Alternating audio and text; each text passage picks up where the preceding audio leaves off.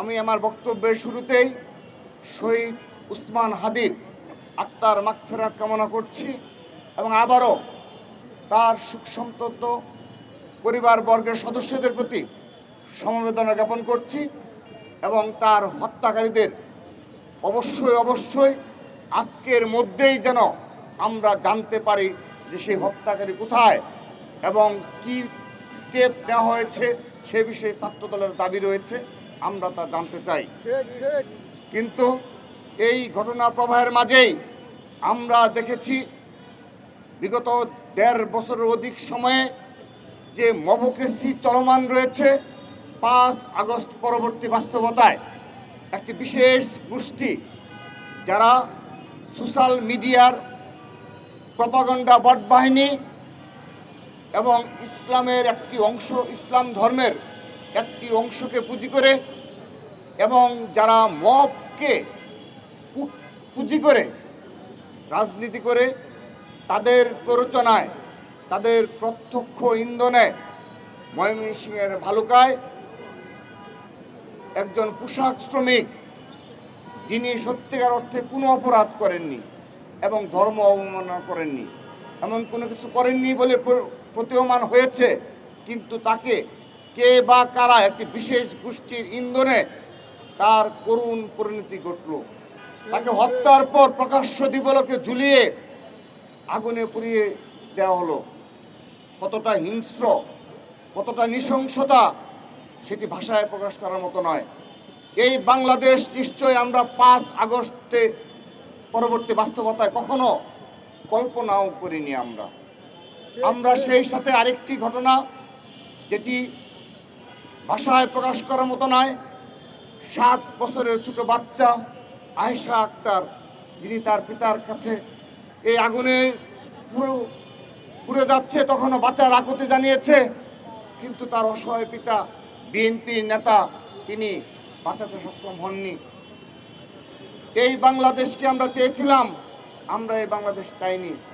৫ আগস্টে, July August গণ অভ্যুত্থানে যারা জীবন দিল, তারা নিশ্চয় ভাবেনি যে এখানে উসমান হাদিকে জীবন দিতে হবে, এখানে দীপুচন্দ্র দাসকে পুড়িয়ে মেরে ফেলা হবে, এখানে আয়েশা আক্তারকে এভাবে এতটা নৃশংসভাবে দরজায় তালা লাগিয়ে পেট্রোল ঢেলে আগুনে পুড়িয়ে মেরে ফেলা হবে।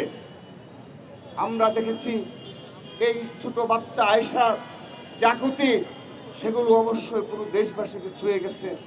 সিলভার টিপ কন্ট্যাক্টে তৈরি নিরাপদ ও নান্দনিক ক্লিক সুইচ নির্ভরতা জীবন জুড়ে পুরো ছাত্র সমাজের হৃদয়কে ছুঁয়ে গেছে।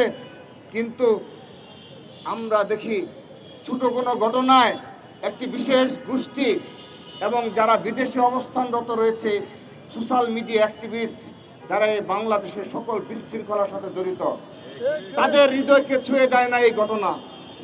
একটি ছোট কোনো ঘটনাকে তারা মিথ্যা অপবাদ কিংবা প্রপাগান্ডা কিংবা শুধুমাত্র কল্পনাপ্রসূতভাবে তারা বিএনপিকে দায়ী করে অনেক ধরনের অপকর্ম ইতিমধ্যে সংগঠিত করেছে। কিন্তু একটি বিএনপি নেতার কন্যা সন্তান হওয়ার কারণে তাদের হৃদয় ছুঁয়ে যায় না। বিএনপি নেতার কন্যা সন্তান হওয়ার কারণে তারা এ বিষয়ে প্রতিবাদমুখর হয় না। আমরা ধিক্কার জানাই এই ধরনের মানসিকতার। আমরা অবগত রয়েছি যে তারা এই ধরনের মানসিকতায়, এই ধরনের বিকৃত মানসিকতায় ধারণ করে তারা একটি বিশেষ গোষ্ঠীর এজেন্ডা বাস্তবায়নের জন্য তারা লিপ্ত রয়েছে। তারা সত্যিকার অর্থে মানবিক নয় এবং তাদের মধ্যে কোনো মনুষ্যত্ব বলে কিছু নেই। এটি আবারও এই আয়েশা আক্তার এবং এই দীপুচন্দ্র দাসকে যেভাবে পুড়িয়ে হত্যা করা হলো, তার প্রতিবাদে আমরা দেখেছি তাদের কোনো অ্যাক্টিভিটিস নেই। আমরা ধিক্কার জানাই এ ধরনের সমাজ ব্যবস্থা কায়েমের জন্য যারা চেষ্টা চালিয়ে যাচ্ছে, এ ধরনের উগ্রবাদ, এ ধরনের মব কালচার যারা প্রতিষ্ঠায় লিপ্ত রয়েছে, তাদেরকে প্রতিরোধ করার জন্যে, তাদেরকে প্রতিহত করার জন্যে আমরা সর্বশক্তি নিয়োগ করব। ছাত্রদল সর্বশক্তি নিয়োগ করে তাদেরকে প্রতিহত করবে ইনশাআল্লাহ। সংগ্রামে উপস্থিতি, আপনারা দেখেছেন এই উসমান হাদির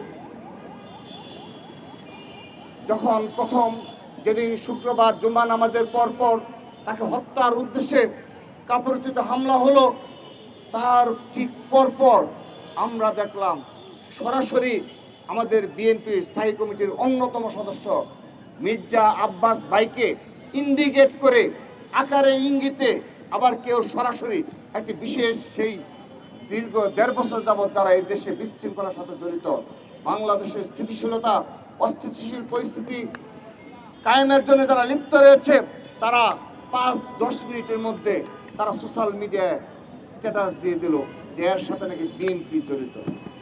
শুধু তাই নয়, তারা সেই ধরনের মানসিকভাবে আজকের দিন পর্যন্ত তারা সেই তাদের যে সোশ্যাল মিডিয়ার প্রপাগান্ডা তারা কিন্তু সংশোধন করেনি।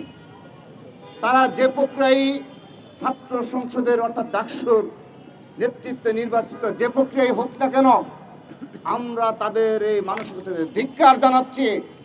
আমরা তাদেরকে বলে যেতে চাই, এই দিন নয়, আরো দিন আছে। সেদিন এ ধরনের যারা মব কালচারের সাথে জড়িত ছিল, যারা বাংলাদেশকে একটি অস্থিতিশীল বাংলাদেশ কায়েমের জন্য জড়িত রয়েছে, তাদের সবাইকে সবার মুখোশ আমরা উন্মোচন করব এবং আমরা তাদেরকে অবশ্যই জবাবদিহিতার আওতায় নিয়ে আসবো ইনশাআল্লাহ। আমরা অবশ্যই জবাবদিহিতার আওতায় নিয়ে আসা হবে।